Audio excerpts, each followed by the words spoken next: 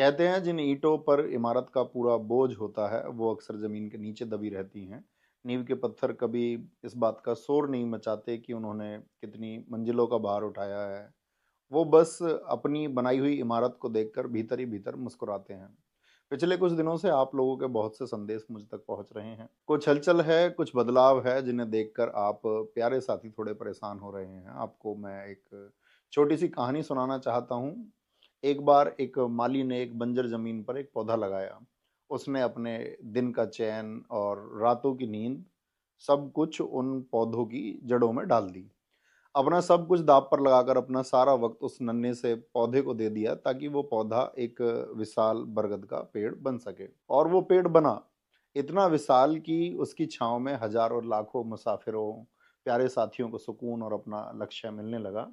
जब पेड़ घना हो गया तो जाहिर है कई परिंदों ने भी आकर उन डालियों पर अपना बसेरा बना लिया। लेकिन समय के साथ जब हवाएं बदलती हैं या कोई और जंगल ज़्यादा हरा दिखने लगता है तो कुछ पक्षी उड़कर दूसरी डालियों पर चले जाते हैं।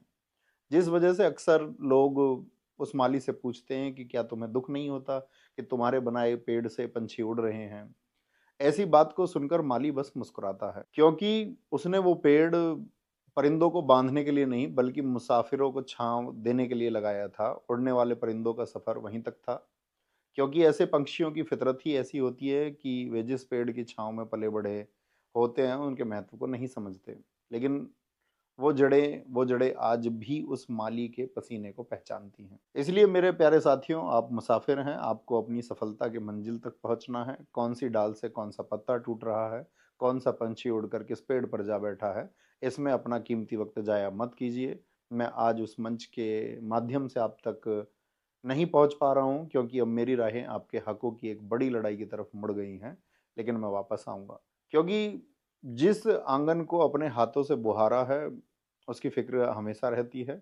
आप बस अपने लक्ष्य पर ध्यान दीजिए। और चलते चलते चंद लाइनें आप सबके लिए छोड़कर जा रहा हूँ, जरा गौर से सुनिएगा। मैंने तो एक छांव चुनी थी धूप में तपते पैरों के लिए, वो दरख्त लगाया था मैंने बस आने जाने वालों के लिए। अब शाखों से उड़ते पंछियों पर मैं भला क्या मलाल करूं, जो अपनी फितरत से मजबूर उन पर क्या सवाल करूं। हमें कोई मलाल नहीं दरख्त की किसी साख के खाली हो जाने से। हमारी फिक्र तो बस इतनी है कि कोई मुसाफिर, कोई प्यारा साथी ना भटके अपने ठिकाने से।